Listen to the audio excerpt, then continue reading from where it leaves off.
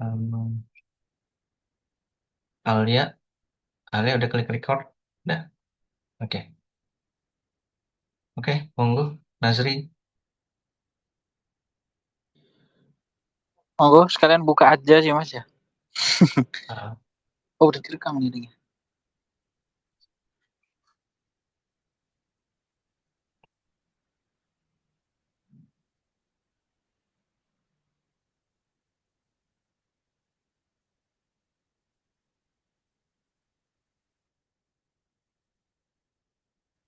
Tes, halo? ya, Halo ya. udah kelihatan. Bismillahirrahmanirrahim. Assalamualaikum warahmatullahi wabarakatuh. Teman-teman, Ibu dosen, Ibu Tiara, dan teman-teman sekalian, izinkan kami dari kelompok 6 ingin mempresentasikan hasil kerja kelompok kami dengan judul analisis hutang dan modal kerja. Next.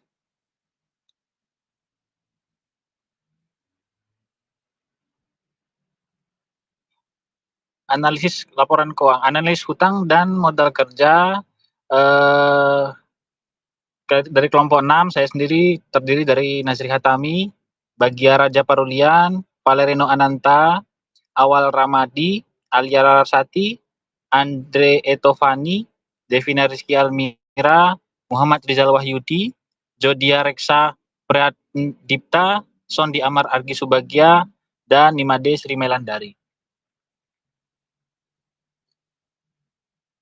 Pendahuluan, leverage merupakan strategi yang digunakan perusahaan dan investor untuk memaksimalkan potensi keuntungan. Terdapat 3 jenis leverage, yaitu operating leverage atau DOL, degree of operating leverage, dan kemudian financial leverage atau DFL, degree of financial leverage, dan kemudian combined leverage, gabungan antara operating dan financial. Dan modal kerja, kita tidak hanya menilai seberapa besar keuntungan yang dihasilkan perusahaan, tetapi juga memahami tingkat risiko serta kemampuan perusahaan dalam menjaga stabilitas keuangan jangka dan jangka panjang. Karena modal kerja dibutuhkan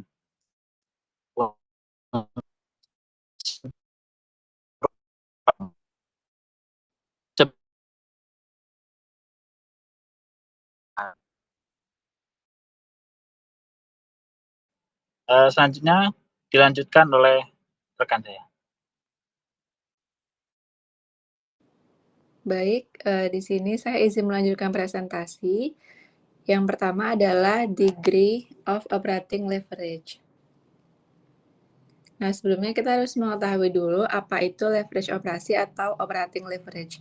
Di mana operating leverage ini merupakan penggunaan aktiva dengan biaya tetap dengan harapan bahwa revenue atau penerimaan yang dihasilkan oleh pengguna aktiva itu akan cukup untuk menutup biaya tetap dan biaya variabel. Seperti yang sudah kita ketahui, biaya tetap itu merupakan biaya yang apabila produksi berapapun itu tetap harus dikeluarkan. Seperti biaya sewa, lalu cicilan, sewa gedung, dan lain sebagainya. Sedangkan degree of operating leverage atau DOL ini merupakan suatu indikator yang dimaksudkan untuk mengukur persentase perubahan laba operasi karena adanya persentase perubahan penjualan. Dan DOL ini digunakan untuk menganalisis resiko operasional perusahaan, khususnya terkait struktur biaya. Dan perusahaan dengan biaya tetap yang tinggi akan memilih DOL yang tinggi, akan memiliki DOL yang tinggi, sehingga lebih sensitif terhadap fluktuasi penjualan. Untuk rumus DOL sendiri adalah persentase perubahan EBIT atau earnings before interest tax dibagi dengan persentase perubahan penjualan. Next. Nah, terdapat 4 komponen degree of operating leverage. Yang pertama adalah penjualan, di mana penjualan ini sangat berpengaruh langsung terhadap DOL karena menjadi dasar perubahan laba operasi. Nah, semakin besar perubahan penjualan, maka semakin besar pula perubahan terhadap EBIT-nya. Yang kedua adalah biaya tetap atau fixed cost. Fixed cost ini merupakan biaya yang tidak berubah meskipun jumlah produksi atau penjualannya berubah. Semakin tinggi proporsi biaya, semakin tinggi proporsi biaya tetap dibandingkan dengan biaya variabel, maka semakin tinggi juga DOL perusahaan. Kemudian yang ketiga adalah biaya variabel. Biaya variabel ini biaya yang berubah secara proporsional dengan volume produksi. Nah, biaya variabel rendah akan meningkatkan margin kontribusi yang pada akhirnya memperbesar efek leverage. Yang keempat yaitu laba operasi atau EBIT, di mana EBIT ini berpengaruh secara terbalik terhadap DOL. Semakin kecil EBIT, DOL akan semakin tinggi, yang menandakan laba operasi ini sangat sensitif terhadap perubahan penjualan. Sebaliknya, EBIT yang besar menunjukkan DOL lebih rendah dan risiko operasionalnya juga lebih rendah. Selanjutnya akan dilanjutkan oleh teman saya. Kemudian setelah mengetahui komponen-komponen dari DOL, yaitu penjualan, biaya tetap, biaya variabel, dan akhirnya mendapatkan laba operasi, di sini EBIT, kita akan masuk ke contoh perhitungan. Contoh perhitungan kita ini di data keuangan PT Maju Jaya Tbk, di mana kita akan fokus pada kenaikan penjualan dari 2023 ke 2024, juga kenaikan EBIT dari 2023 ke 2024. Dengan rumus yang sama seperti tadi, persentase perubahan EBIT per persentase perubahan penjualan, kita pertama-tama akan menghitung persentase perubahan EBIT-nya, di mana EBIT 2024 dikurang EBIT 2023, dibagi EBIT 2023, kita dapatkan 10%. Kemudian langkah kedua kita perhitungan persentase perubahan penjualannya, 13.000 di 2024 kurang 10.000 2023 dibagi 2023, kita dapatkan persentase penjualannya 30%. Nah, seperti rumus yang tadi, kita bandingkan 10% dibagi 30%. Kita dapat degree of operating leverage-nya itu di 0,333. Nah, apa arti dari angka DOL ini? Selanjutnya, nilai DOL yang dihasilkan oleh PT Maju Jaya Tbk sebesar 0,333 menunjukkan bahwa perusahaan harus meningkatkan penjualan sebesar sekitar Rp3 untuk mendapatkan peningkatan earning before interest dan tax-nya sebesar Rp1. Hal ini mengindikasikan bahwa sensitivitas laba operasi terhadap perubahan penjualan ini relatif lebih rendah, yang mencerminkan struktur biaya operasional yang lebih didominasi oleh biaya variabel. Biasanya ini ada di perusahaan dagang, karena setiap barang yang dijualnya pasti memiliki COGS masing-masing gitu. Implikasinya apa? Implikasinya risiko operasional perusahaan tergolong rendah dan kondisi operasional relatif stabil. Namun rendahnya DOL ini juga berarti bahwa potensi peningkatan laba akibat akibat pertumbuhan penjualan menjadi terbatas. DOL yang rendah ini menjadi karakteristik perusahaan yang sudah mapan maupun perusahaan yang bergerak di industri yang memiliki permintaan tidak stabil. Untuk yang selanjutnya dilanjutkan oleh teman saya. Baik, selanjutnya adalah manfaat, risiko, strategi atau mitigasi dari DOL ini. Manfaatnya apa aja? Yang pertama, untuk memaksimalkan laba saat penjualan naik. Dengan biaya tetap tinggi, setiap kenaikan penjualan setelah BEP atau break even point akan meningkatkan laba lebih cepat. Lalu yang kedua, efisiensi skala atau economies of scale. Produksi atau penjualan besar dapat membuat biaya tetap tersebar dan menurunkan biaya per unit. Lalu yang ketiga, perencanaan dan pengambilan keputusan, di mana ini akan membantu manajemen untuk memahami seberapa sensitif laba terhadap perubahan penjualan. Dan yang terakhir, keunggulan kompetitif, di mana investasi pada otomatisasi atau teknologi dapat menekan biaya variabel dan meningkatkan margin. Selanjutnya. Lalu risikonya apa aja? Yang pertama, laba sangat sensitif saat penjualan turun, di mana penurunan kecil atas penjualan dapat menyebabkan penurunan laba besar, bahkan bisa menyebabkan kerugian. Lalu yang kedua adalah beban biaya tetap tinggi, di mana sewa, gaji tetap, depresiasi tetap harus dibayar meskipun penjualan sedang lesu. Yang ketiga, terdapat risiko arus kas, di mana tekanan likuiditas dapat berpengaruh saat pendapatan tidak stabil. Dan yang terakhir, kurang fleksibel, di mana sulit untuk menyesuaikan biaya dengan cepat saat kondisi pasar berubah. Lalu, strategi atau mitigasi risiko apa yang bisa dilakukan atas DOL ini? Yang pertama adalah menyeimbangkan struktur biaya dengan mengkombinasikan biaya tetap dan variabel. Yang kedua, meningkatkan fleksibilitas biaya. Yang ketiga, perencanaan dan penjualan dan BEP yang realistis. Yang keempat, diversifikasi produk atau pasar. Yang kelima, manajemen kas yang kuat untuk menghadapi fluktuasi. Yang keenam, analisis sensitivitas dan skenario. Dan yang terakhir, investasi secara bertahap. Selanjutnya akan dilanjutkan oleh teman saya. Baik, mohon izin melanjutkan. Yang kedua adalah degree of financial leverage. Jadi setelah eh, DOL, perusahaan itu akan berusaha untuk meningkatkan keuntungannya lebih lagi dengan menggunakan pendanaan, yaitu bisa dari utang bank atau utang pinjaman antar PT dan sebagainya. Nah, setelah pengaruh operating leverage berakhir, financial leverage mulai berperan melalui dana yang diperoleh pihak eksternal. Eh, tapi pinjaman ini juga menimbulkan kewajiban berupa biaya bunga, sehingga struktur modal menjadi lebih sensitif terhadap fluktuasi kinerja operasional. Untuk leverage keuangan sendiri didefinisikan sebagai penggunaan sumber dana yang memiliki beban tetap dengan harapan akan memberikan tambahan keuntungan yang lebih besar, sehingga akan meningkatkan keuntungan bagi pemegang saham atau memperbesar pendapatan per lembar saham dengan menunjukkan perubahan laba per saham, earning per share, sebagai akibat perubahan laba sebelum bunga dan pajak, earning before interest and tax atau EBIT. Nah, apa saja komponen dalam eh, financial leverage ini? Yang pertama adalah utang, pastinya adalah utang. Utang atau liabilities berbunga atau debt financing. Utang merupakan elemen sentral dalam financial leverage karena menjadi sumber pendanaan eksternal yang memungkinkan perusahaan memperoleh dana dalam jumlah besar tanpa harus menambah modal saham.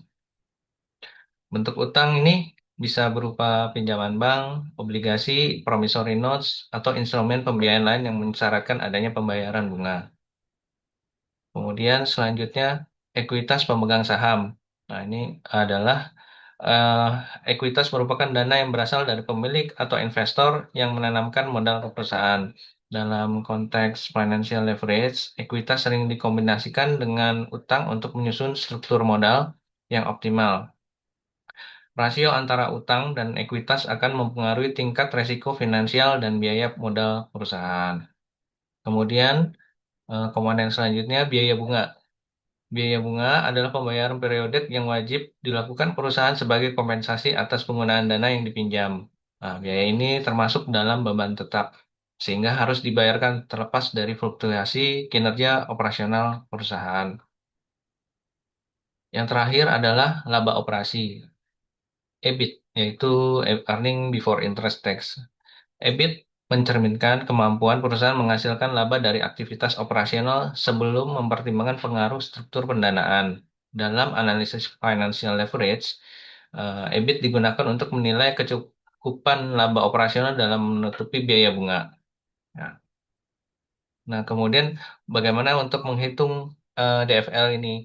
Eh, Sebentar, slide sebelumnya. Nah, Eh, jadi degree of financial leverage ini adalah ukuran yang menunjukkan sejauh mana perubahan dalam laba sebelum bunga dan pajak akan mempengaruhi perubahan laba dan saham. Sehingga rumusnya eh, didefinisikan sebagai DFL sama dengan persentase perubahan EPS dibagi perubahan EBIT. Nah, sekian dari saya. Mau dilanjutkan ke slide berikutnya. Selanjutnya untuk contoh perhitungan dari degree of financial leverage, di sini masih dengan data keuangan PT Maju Jaya Tbk. Diketahui untuk tahun 2023 dan 2024, EBIT-nya untuk 2023 adalah 1.000, kemudian naik menjadi 1.100, beban bunganya dari 400, 2024 juga masih 400, kemudian EBT atau earning before tax-nya 2023 600, dan 2024 menjadi 700. Kemudian diketahui juga bahwa jumlah saham dan tarif pajaknya untuk 2023 dan 2024 adalah tetap. Nah, ini tinggal kita masukkan ke dalam rumus yang tadi sudah dijelaskan sebelumnya. Yang pertama, kita bisa menghitung persentase dari perubahan EBIT-nya, yaitu 1.100 kurangi 1.000 per 1.000 dikali 100% dan mendapatkan angka 10%. Kemudian untuk menghitung EPS-nya, di sini karena tidak diketahui EPS tapi hanya diketahui EBT, namun dalam soal diketahui bahwa jumlah saham dan juga tarif pajaknya tetap untuk 2003 dan 2023 dan 2024, maka untuk perubahan persentase EBIT dan EPS-nya akan sebanding. Untuk perhitungan perubahan EPS-nya 700 min 600 per 600 kali 100% dan menghasilkan angka 16,67%. Kemudian dimasukkan ke dalam rumus mendapatkan angka 1,67. Next.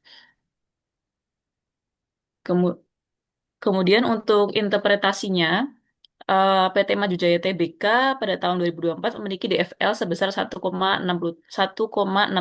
Artinya, setiap perubahan EBIT sebesar 1% akan menyebabkan perubahan laba per saham sebesar 1,7%. Hal ini mengindikasikan bahwa perusahaan menggunakan pendanaan berbasis utang sehingga laba pemegang saham menjadi lebih sensitif terhadap perubahan laba operasi atau EBIT. Semakin tinggi nilai DFL, semakin tinggi juga risiko keuangan yang ditanggung perusahaan. Apabila nilai DFL sama dengan 1, maka perusahaan tidak memiliki leverage keuangan atau bisa dikatakan bahwa perusahaan tidak memiliki utang. Kemudian untuk DFL lebih dari 1, mengindikasikan bahwa perusahaan memiliki hutang atau ada leverage keuangan sehingga resiko akan meningkat. Nah, di sini tadi untuk DFL sebesar 1,67 dapat dikatakan bahwa perubahan EBIT akan berdampak lebih besar terhadap EPS-nya. Atau bisa dikatakan apabila terdapat penurunan kinerja operasional kecil pada perusahaan, dampaknya ke pemegang saham akan jauh lebih besar daripada penurunan kinerja operasi tersebut. Next. Selanjutnya akan dijelaskan oleh rekan saya. Baik, selanjutnya adalah manfaat, risiko, dan strategi dari DFL. Yang pertama adalah manfaatnya dulu. Yang pertama, manfaat dari DFL adalah mengungkit EPS saat EBIT naik. Dari contoh perhitungan sebelumnya diketahui perubahan EBIT semula 10%, perubahan EPS 16,67%, dan nilai DFL-nya 1,67. 1,67 ini adalah contoh variable leverage, yaitu biaya bunga tetap membuat EPS bergerak lebih besar daripada EBIT saat kondisinya baik. Manfaat yang kedua, manfaat pajak atas bunga atau tax shield. Penggunaan utang memberi perisai pajak sehingga biaya modal efektif bisa lebih rendah dan nilai perusahaan dapat meningkat pada tingkat utang yang wajar. Yang ketiga, fleksibilitas pendanaan. Dengan pendanaan utang, perusahaan tidak perlu langsung menerbitkan saham untuk menghindari dilusi, terlebih bila manajemen yakin EBIT-nya mampu menutup bunga secara memadai. Setelah manfaat, ada resikonya juga. Yang pertama adalah volatilitas EPS-nya menjadi lebih besar daripada perubahan EBIT. Kedua, risiko pembiayaan financial distress. Dan ketiga adalah interaksi dengan leverage operasinya atau dengan DOL-nya. Untuk memitigasi risiko tersebut, kita dapat melakukan yang pertama adalah menetapkan koridor DFL tidak berlebihan dan menjaga coverage tetap sehat. Kedua, melakukan analisa EBIT EPS indifference yang dapat menentukan kombinasi pendanaan yang memaksimalkan EPS pada rentang EBIT realistis. Yang ketiga, melakukan pendekatan trade-off pada struktur modal. Yang keempat, melakukan sinkronisasi dengan DOL. Dan yang kelima, membangun liquidity buffers dan melakukan stress testing agar manajemen dapat melihat seberapa cepat EPS dan coverage memburuk dan dapat menyiapkan kas cadangan atau fasilitas kredit siaga untuk menahan shock. Selanjutnya akan dijelaskan oleh rekan saya. Terima kasih.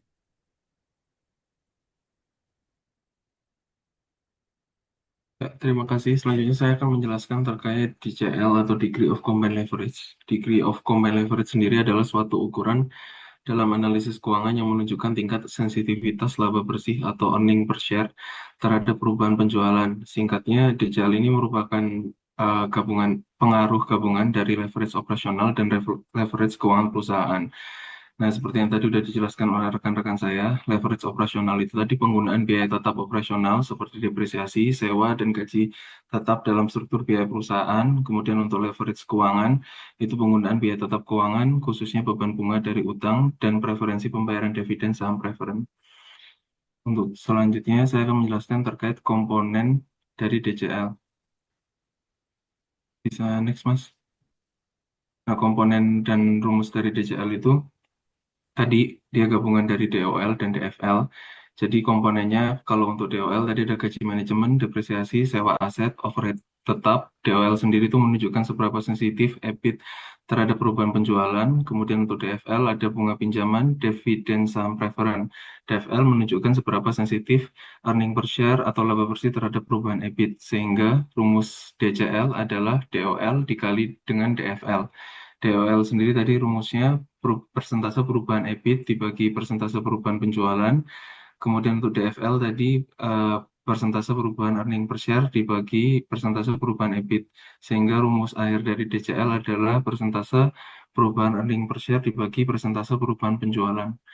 Untuk contoh perhitungannya akan dilanjutkan oleh rekan saya. Selanjutnya, kita akan membahas contoh perhitungan DCL menggunakan data yang sama seperti sebelumnya, yaitu data keuangan PT Maju Jaya Tbk. Seperti yang sudah dijelaskan, rumus menghitung DCL adalah membagi persentase perubahan IPS dengan persentase perubahan penjualan. Berarti langkah pertama yang harus dilakukan adalah menghitung persentase perubahan IPS, yaitu dengan mengurangkan nilai EBIT 2024 dengan EBIT 2023 dibagi EBIT 2023 dikali 100%, maka hasilnya 16,67%. Pada perhitungan ini, data yang digunakan adalah data EBT karena diketahui nilai pajak dan saham tetap selama tahun 2023 hingga tahun 2024, sehingga nilai EPS sebanding dengan nilai EBT. Langkah kedua yaitu menghitung persentase perubahan penjualan, yaitu dengan mengurangkan penjualan 2024 dengan penjualan 2023 dibagi penjualan 2023 dikali 100%, dan didapat hasilnya sebesar 30%. Maka didapat nilai DCL yaitu sebesar persentase perubahan IPS 16,67% dibagi persentase perubahan penjualan sebesar 30% dan hasilnya 0,556. Selanjutnya, nah, interpretasi dari hasil perhitungan DCL sebesar 0,556 menunjukkan bahwa laba per saham atau IPS perusahaan PT Maju Jaya Tbk tidak terlalu sensitif terhadap perubahan penjualan. Artinya setiap perubahan penjualan sebesar 1% hanya akan menyebabkan perubahan IPS sebesar 0,556%. Kondisi ini mengindikasikan bahwa perusahaan memiliki risiko gabungan operasional dan keuangan yang relatif rendah, dengan struktur biaya dan pendanaan yang cukup stabil. Dampak fluktuasi penjualan terhadap laba pemegang saham juga terbatas. Dampak fluktuasi penjualan sehingga perusahaan cenderung memiliki kinerja keuangan yang lebih aman dan stabil, meskipun potensi peningkatan laba saat penjualan meningkat tidak terlalu besar. Kesimpulannya, interpretasi ini menggambarkan perusahaan PT Maju Jaya Tbk memiliki stabilitas keuangan yang baik namun dengan potensi pertumbuhan yang moderat. Selanjutnya akan dibahas oleh teman saya. Manfaat degree of combined leverage atau DLC yaitu yang pertama menilai sensitivitas EPS akibat perubahan penjualan. Yang kedua, membantu manajemen dalam perencanaan laba atau profit planning. Yang ketiga, mengevaluasi dampak struktur biaya tetap dan struktur pendanaan. Yang keempat, menjadi dasar pengambilan keputusan operasional dan pendanaan. Yang kelima, memberi gambaran tingkat keuntungan dan risiko bagi investor. Risiko degree of combined leverage adalah yang pertama itu risiko total perusahaan meningkat jika DLC tinggi. Penurunan kecil penjualan dapat menyebabkan penurunan EPS yang besar. Yang ketiga itu beban biaya operasional dan bunga tetap harus dibayar. Potensi kerugian besar saat kondisi pasar melemah. Yang kelima, ketidakstabilan laba bagi pemegang saham. Selanjutnya, strategi atau mitigasi degree of combined leverage. Strategi mitigasi DLC dilakukan dengan mengendalikan leverage operasi dan leverage keuangan secara seimbang.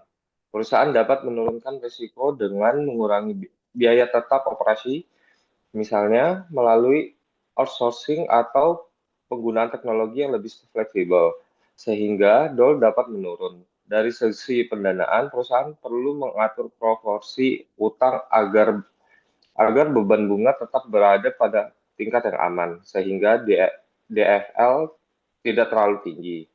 Selain itu, manajemen perlu melakukan analisis sensitivitas dan skenario penjualan untuk memastikan bahwa EPS tetap positif dan dalam berbagai kondisi pasar. Selanjutnya akan dilanjutkan oleh rekan saya. Baik, saya akan menjelaskan mengenai terminologi modal kerja. Yang pertama, modal kerja atau working capital. Modal kerja adalah seluruh aset lancar yang dimiliki perusahaan dan digunakan untuk membiayai aktivitas operasional sehari-hari. Aset ini meliputi kas, piutang, persediaan, dan beban dibayar di muka. Modal kerja menunjukkan besarnya dana jangka pendek yang berputar dalam kegiatan usaha, namun belum mencerminkan kemampuan perusahaan memenuhi kewajiban jangka pendek karena tidak memperhitungkan utang lancar. Kemudian yang kedua, modal kerja bersih atau net working capital. Modal kerja bersih merupakan selisih antara aset lancar dan kewajiban lancar. Konsep ini menggambarkan kemampuan perusahaan dalam memenuhi kewajiban jangka pendek. Modal kerja bersih yang positif menunjukkan kondisi likuiditas yang baik, sedangkan nilai negatif mengindikasikan potensi kesulitan keuangan jangka pendek. Kemudian yang ketiga, modal kerja operasi bersih atau net operating working capital. Modal kerja operasi bersih adalah modal kerja yang berasal dari aktivitas operasional inti perusahaan dan mengecualikan unsur pendanaan dan investasi non-operasional. Konsep ini mencerminkan kebutuhan dana sesungguhnya yang digunakan untuk menjalankan operasi sehari-hari dan sering digunakan dalam analisis arus kas serta penilaian kinerja operasional. Selanjutnya, untuk contoh perhitungannya, apabila diketahui aset lancar 1,2 miliar, kewajiban lancar 800 juta, kas 300 juta, utang bank jangka pendek 250 juta. Untuk menghitung modal kerja atau working capital, rumusnya itu adalah aset lancar. Berarti modal kerja sama dengan 1,2 miliar. Kemudian modal kerja bersih, rumusnya adalah aset lancar dikurangi kewajiban lancar, yaitu 1,2 miliar dikurangi 800 juta sama dengan 400 juta. Kemudian untuk mencari modal kerja operasi bersih, itu mengurangi dari aset lancar operasi dikurangi kewajiban lancar operasi. Aset lancar operasi itu sama dengan aset lancar dikurangi kas, 1,2 miliar dikurangi 300 juta sama dengan 900 juta. Kemudian kewajiban lancar operasi, rumusnya adalah kewajiban lancar dikurangi utang bank jangka pendek, sama dengan 800 juta dikurangi 250 juta sama dengan 550 juta. Jadi modal kerja operasi bersih atau net operating working capital sama dengan aset lancar operasi dikurangi kewajiban lancar operasi sama dengan 900 juta dikurangi 550 juta sama dengan 350 juta. Next, untuk kesimpulan, analisis laporan keuangan membantu menilai kinerja, risiko, dan struktur biaya perusahaan. Degree of operating leverage mengukur sensitivitas laba operasi terhadap perubahan penjualan dan mencerminkan risiko operasional. Degree of financial leverage menunjukkan dampak penggunaan utang terhadap laba bersih dan risiko keuangan. Degree of combined leverage menggambarkan risiko total perusahaan dari kombinasi leverage operasional dan keuangan. Kemudian modal kerja dan turunannya menunjukkan kemampuan perusahaan menjaga likuiditas dan kelangsungan operasional. Analisis leverage menjadi dasar pengambilan keputusan untuk menyeimbangkan profitabilitas, risiko, dan keberlanjutan usaha. Selanjutnya, ya, terima kasih. Demikian presentasi kami. Apabila ada kesalahan, kami mohon maaf. Wassalamualaikum warahmatullahi wabarakatuh. Oke, kita akhiri ya recordingnya teman-teman.